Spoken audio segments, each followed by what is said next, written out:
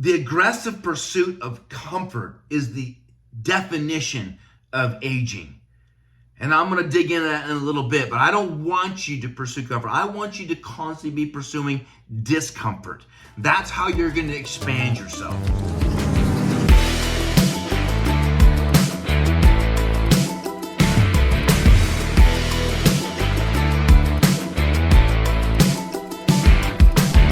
You're listening to The Man Maker Show. Welcome to Season 1 with your host, Brad Walgamon. This podcast is all about becoming a better man for ourselves and the people around us.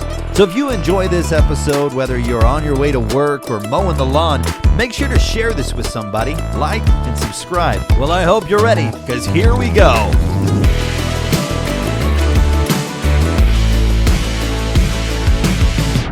Welcome back. Bradley Walgamon, hope you are doing incredible. Welcome to the Man Maker Show. We are about men, helping men be better men. Hopefully waking up some men to be men just from the beginning. We also want to help men mentor men. We're about multiplying, not just growing. We're going to lead leaders. And I recognize you're not going to agree with everything I say. I'm not worried about that. And for crying out loud, don't even for a second think that I think you have to agree with everything I'm saying. You can agree to disagree. I have no problem with that. Just dig in, or maybe just listen. Maybe I'll tip a few things in your mind that might get you moving in the right direction. I've got something to talk to you about tonight that's been burning my heart for a long time. And welcome to the final episode of the first season. Man, the time has flown. We've had a great time. Thanks for being here. Thanks for adding and sharing and liking and, getting the message out there and subscribing, all those buttons, everything. Man, I appreciate you. And I'm glad you're here. I really hope you're finding value, and I hope it helps people that you're trying to help. That's my whole goal, is to help people.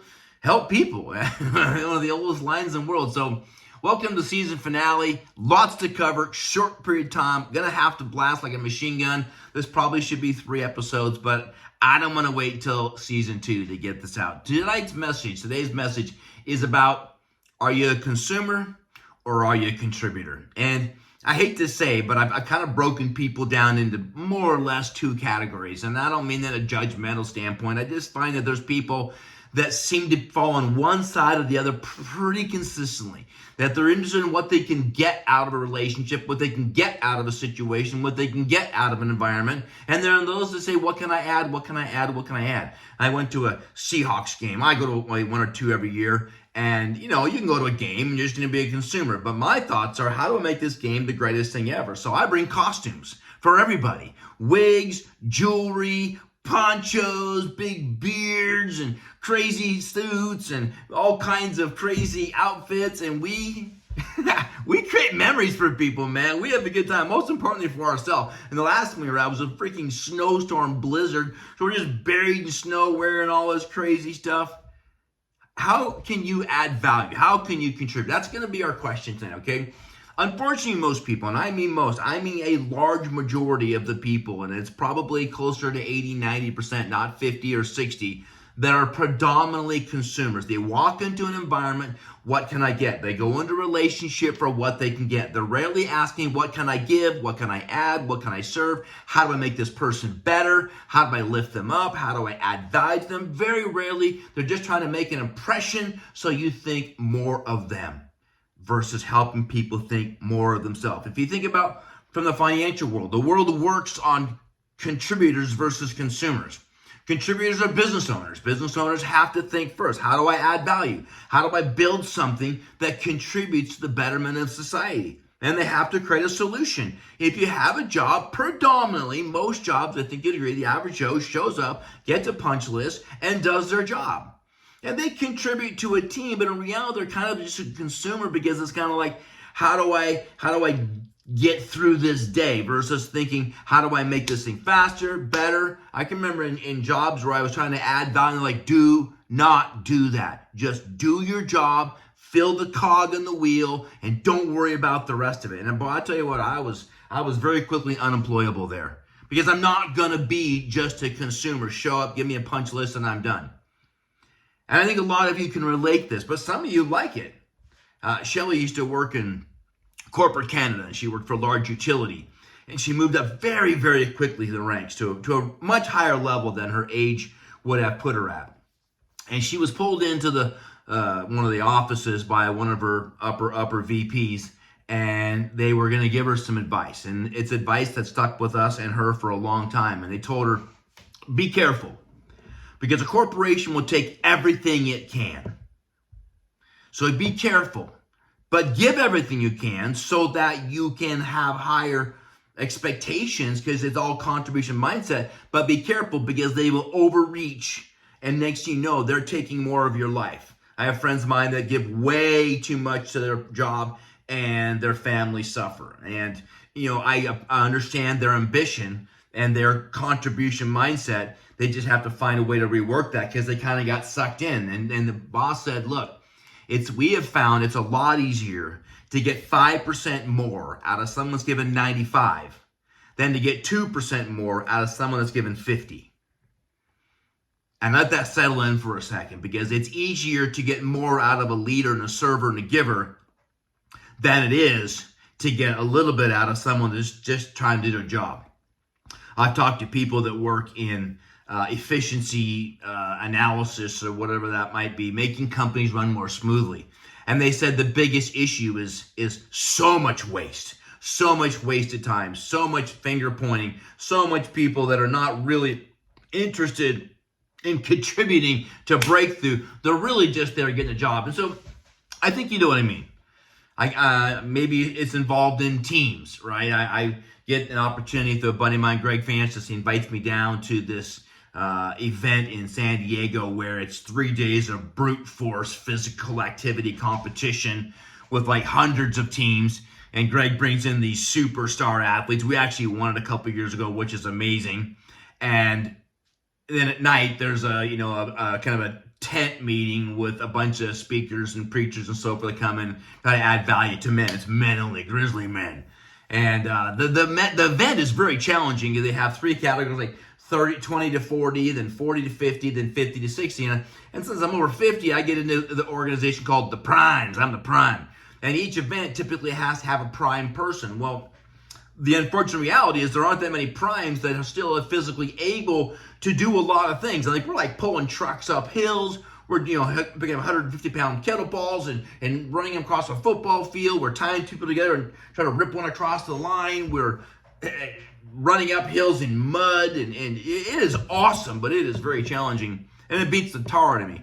And honestly, I cannot compete the level that I would love to and want to. So I had to find a way to contribute in a new way. And what I found I could do is energy. What I could do is in synergy, leadership, attitude, putting people together, being enthusiastic, being a headbanger when I had like, let's go, right? Add value where I could, where if I couldn't be physically dominating like I would like to be, I'll contribute where I can. But what I can do is control my attitude, my emotion, my connection. So that's oftentimes what it boils down to, is this mindset, looking for places to add value. Because honestly, there's always something you can do. There's always a way to add value. There's always something you can do.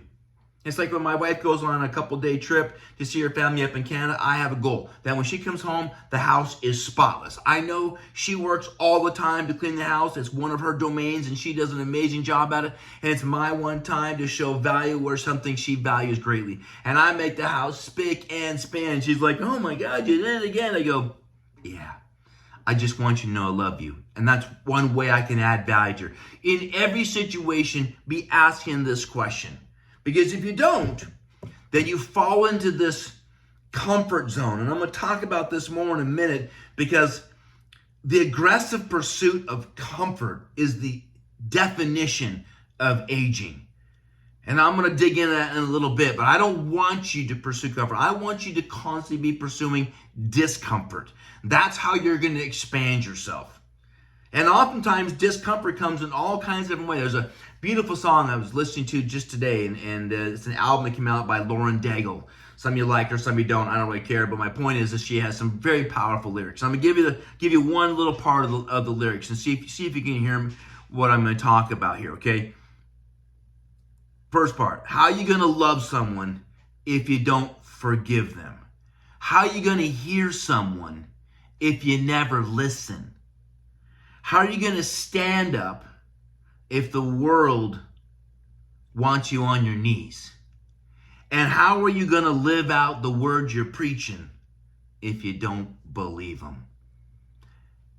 I would encourage you to pick up the song. I think it's called If You Don't Believe. But the first question from a contribution mindset is, grace is a gift.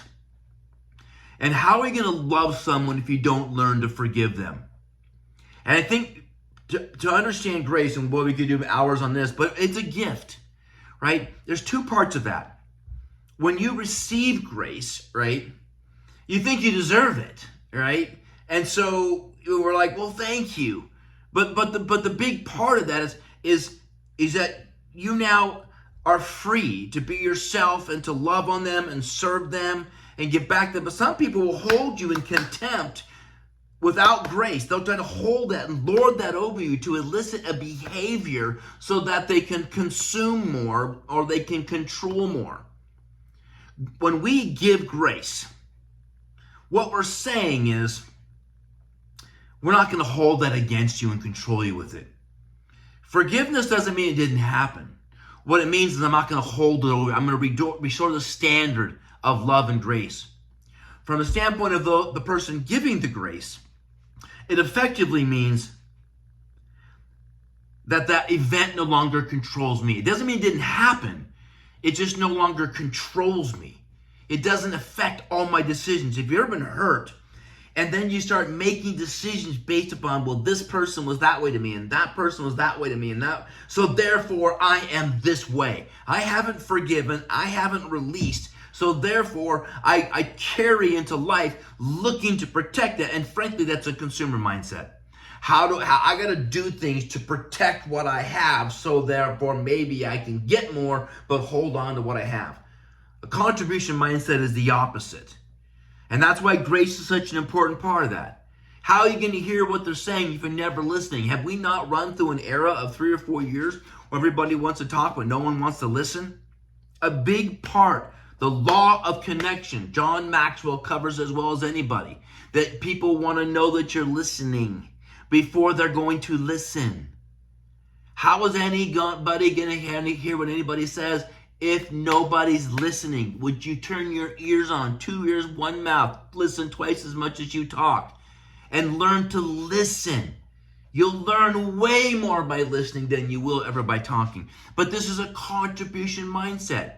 I'm giving to people by listening. What does that mean?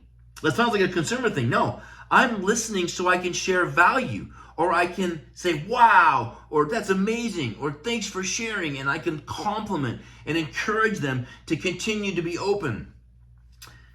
I've had an opportunity to be around a group of men for the last month and a half, 2 months of my life that are so transparent. They're so open about their failures and their struggles, and I am so empowered by these courageous men that lay it out there. I mean, for God and everybody, what they've been through, the mistakes they've been in, and I they must be past the tears, but they certainly bring me to tears on a regular basis, the pain they've been through. But because they're willing to contribute to this group, we all get to receive. And in my attitude, if I can receive it, then I can give it. So sometimes we need to consume, but it's the intent of consuming. So I can have more, or so I can give more. The third part is, how are we going to stand up if the world wants you on your knees? There's a big battle between, I'll call them conformers and reformers. And I got to really challenge you to get out of conformity. Now, there are times you have to conform. You got to obey the speed limit. You got to obey the laws. You can't break the rules of our government, right? Even though some of them are ridiculous, you still have to. Otherwise, you're going to pay a big price. But for the most part, a lot of things we're being asked to do are just suggestions because of fear. So are you going to be a reformer and lead thinking? It's what's the saying? It's a lot easier to fool someone than to convince someone that they've been fooled. As a reformer, I am going to look at facts, numbers, stats, statistics, and I'm going to draw my own conclusion. I don't need you to make the same conclusion. I'm making the conclusion for me. For some reason, people think, if that person doesn't agree with you, they're not your friend. I'm going to unfriend you on Facebook, or we can't even hang out anymore. That's what garbage. I mean, this world is about people that think differently. Praise God that we all have different opinions on what we did with COVID and how we reacted and how we, masked or unmasked or vaxxed or unvaxxed. I mean, my God, if we all have to be the same, what's the point?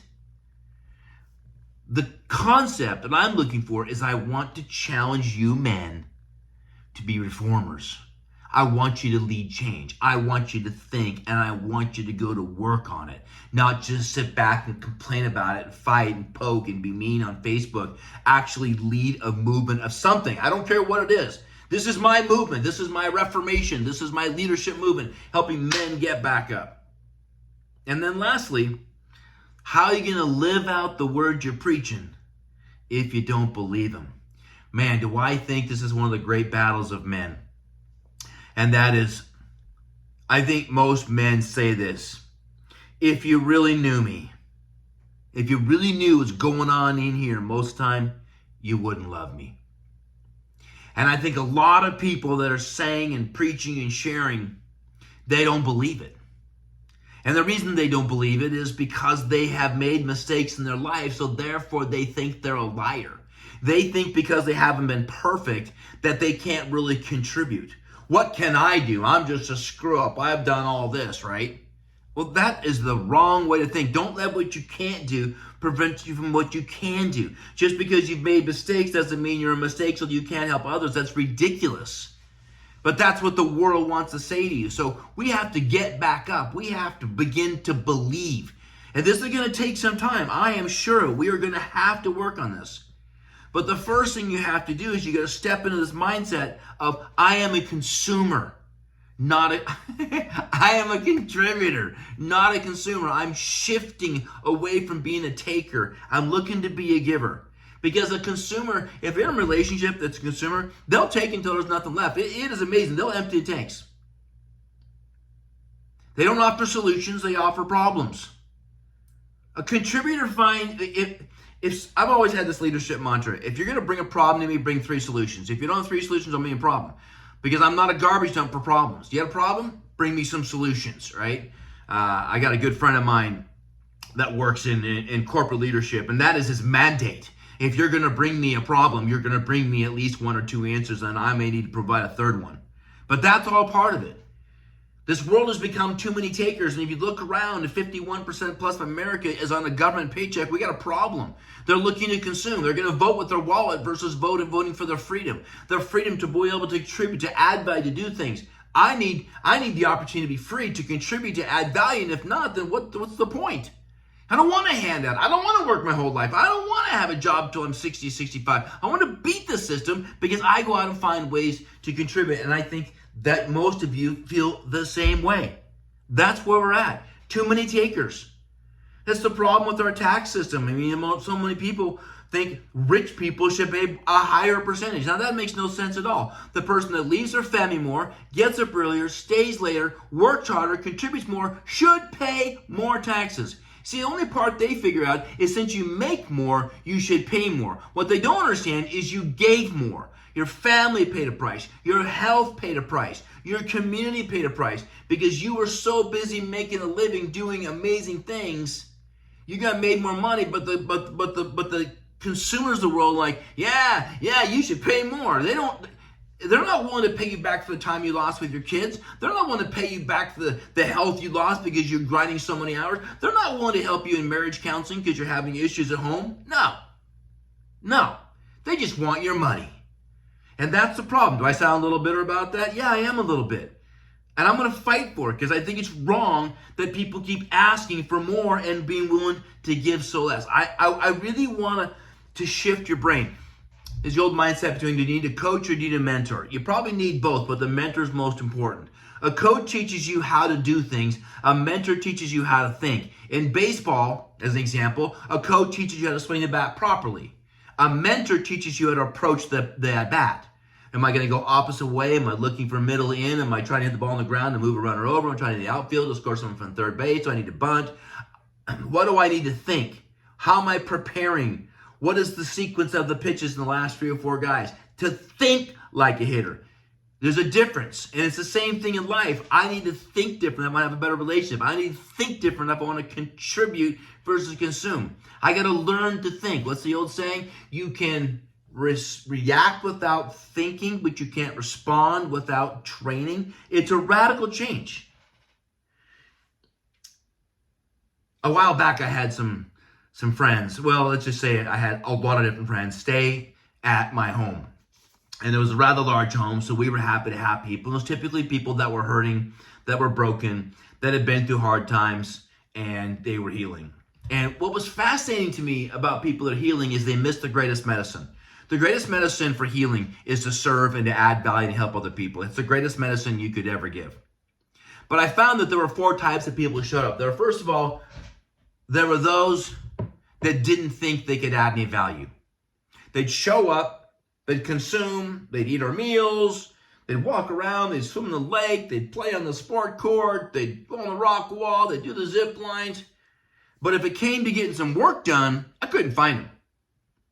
And there were those that just literally didn't think they could add value. I remember a guy literally in my backyard. I was having a conversation about this. I'm like, hey, man, there's a lot going on here. Can you help out? And he goes, I walked out there one day and you guys are working so hard on building that cabin. I literally just started crying and I just walked away so defeated. And I'm like, about what? I didn't know what to do. I just didn't think I could do anything. And I just felt so defeated. And I'm like, I am not going to speak to the small man. I'm going to speak to the big man. And the big man is, you got to learn to ask questions. You got to learn to think differently. I'm not going to speak to, oh, I'm so sorry that you felt that way. No, I'm going to speak to the inner man that says, you're better than that. Now get up and go find some solutions. There were also those that they just didn't want to help.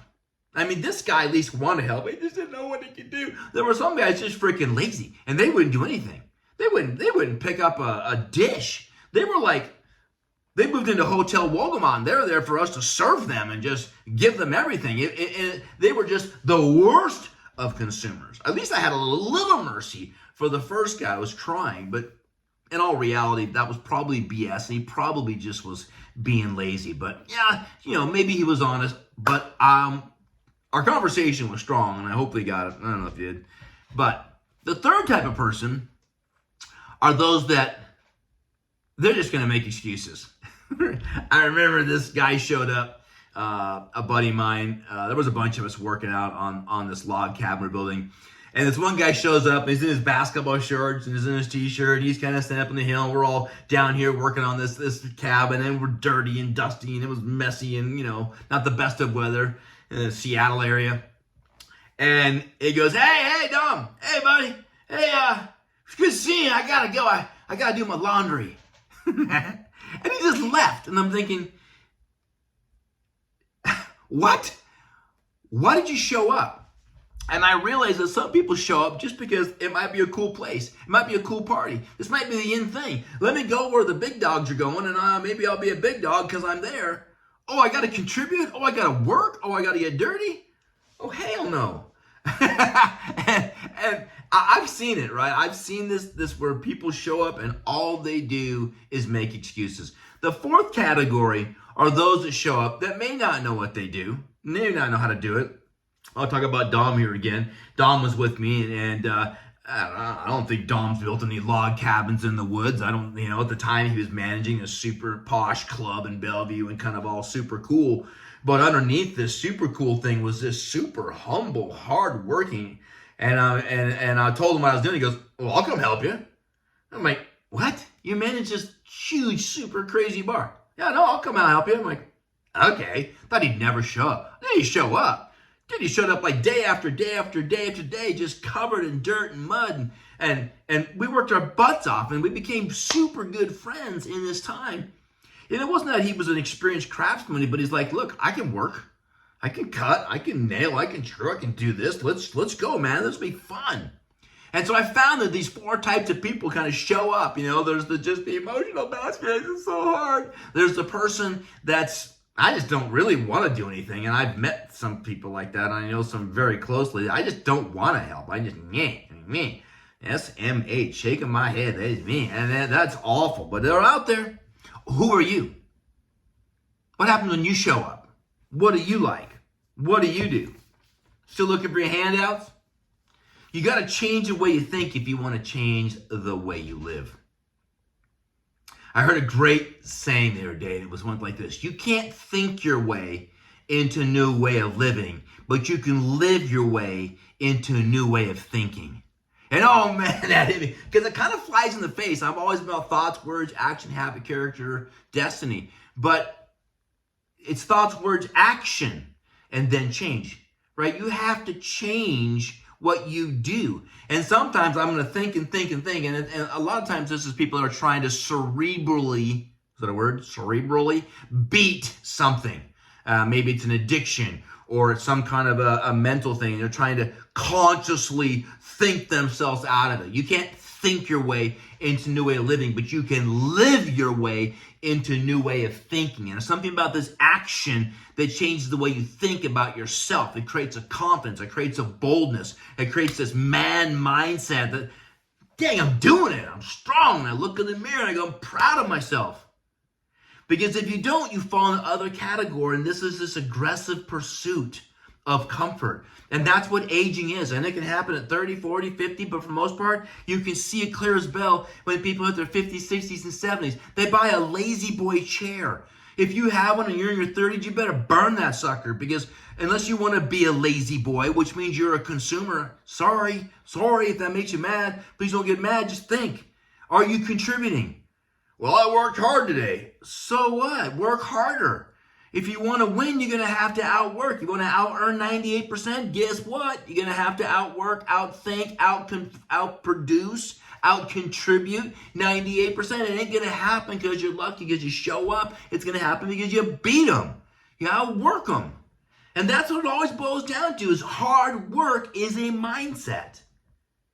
So whatever it is in your world that's keeping you pursuing comfort, you know, we put on all this clothing and turn the heat up and we put the fire on and we Netflix and chill and we get our video games out and we want to do things that make us feel better. We eat fat food, we eat pizzas and pastas, and we put on weight, and we don't take the time to shop for organic and get rid of the GMO. We don't think about taking vitamins. We don't think about skincare. We don't think about proper sleep. Some people think too much about sleep. Oh my God, I gotta go to bed. It's 9 o'clock because I'm gonna be tired tomorrow. Oh my God, seriously? How are you going to get ahead big time if you're so concerned about Betty Boo time so that you're not tired in the morning? Guess what's going to happen if you're going to win? You're going to be tired. You're going to be really tired. You're going to be tired again and again and again and again. That's all part of it. As people get older, they get more homebound. Well, I don't like to travel. I don't like to go to hotels. I don't want to go out. I just want to stay home. And then eventually life can't get any more comfortable. And they begin to squeeze. They say sitting is the new smoking, right? You stop moving. You get a softer chair. You slow down. You get creaky, crunchy, cracky. And next thing you know, you're in trouble. And if you're 30, 40, 50, this doesn't hit you. But if you're in your 70s and it's hitting you, you need to get out of this. You need to find a passion to aggressively pursue discomfort. This is why I jump in my lake and it's 34 degrees. Right? This is why I go through massive heat therapy. This is why I'm doing these podcasts. This is why I do the things in street ministry that I do. I want to be in awkward, uncomfortable positions because that's where great change is going to come from. It's the paradox, right? There's 4 paradoxes that we all have to understand. We all have to break through. We got to suffer to get well. Do you understand that? If you're going to get strong, you're going to have to suffer. You're going to change your diet, you're going to have to suffer. To get well, we have to suffer. Second one, we have to die to live. How crazy is that? From a faith base, you know what I'm talking about. Outside of faith, but it basically means I got to get my ego out of the way. I got to stop worrying about me. I got to die to self so that I can serve others. There's no medicine for the soul like serving other people. So I got to die to self to live. That makes sense to me. I got to get out of the way. Thirdly, we got to surrender to win. How good is that? How can you surrender and win? Right? I got to surrender. What does this mean? It means I'm all in. That means I've given up my desire to control things. I got to surrender to win, and I got to give to get. The law of reciprocity, the law of sowing and reaping, karma, call it what you want. Almost everybody believes the same thing. You are sowing what you've reaped. If you're not happy with the way things are going, all you gotta do is look back 2, 3, 4, 5 years and you'll see the source. You want a different result? Work hard for 2, 3, 4, 5 years. Well, you don't see the result, but you see it 3, 4, 5 years now. You want to have a great day? Decide that when crap hits you and it could tear you down, you get a positive attitude. You find a way to shake it off. You find a way to reinvent yourself. There were several times today when I was working on some projects and doing a bunch of things, I was like, "Argh!" And I'm like, I am not going to let this ruin my day. And I just had to shift gears and find the positive. I'm outdoors, I'm breathing, I'm alive, my family's inside, we're gonna do amazing things. Do not let anything, you gotta force your mind. And that's where greatness will come. That's a lot, but I want you to live by these 4 basic paradoxes. I want you to wake up and go to war. And recognize that it's not supposed to be easy, but you were made tough enough, man maker, tough enough to do whatever it takes. Don't just see the obstacles. Don't be obstinate, I don't want to do it. Don't be a glory seeker to be around the right people to get the right thing. Be the person who shows up and busts your butt and be the hardest working person that you get recognized. This is key. And I think it comes with the aggressive pursuit of discomfort. Consumer, contributor, conformer, reformer. You choose. You're great. You can change. If you've been a conformer, be a reformer. If you've been a consumer, shift to be a contributor. Right? You've been a taker, be a giver. You can make these shifts. I know it. You're worth it. The world needs you. In fact, the further down the consumer side you've fallen, the greater the need is for you to change. Why? Because you're going to drag a lot of people with you that are just like you, that maybe were struggling, but you got back up and they'll relate to your story because you got up and fought one more time. All right, let's go. Man maker out.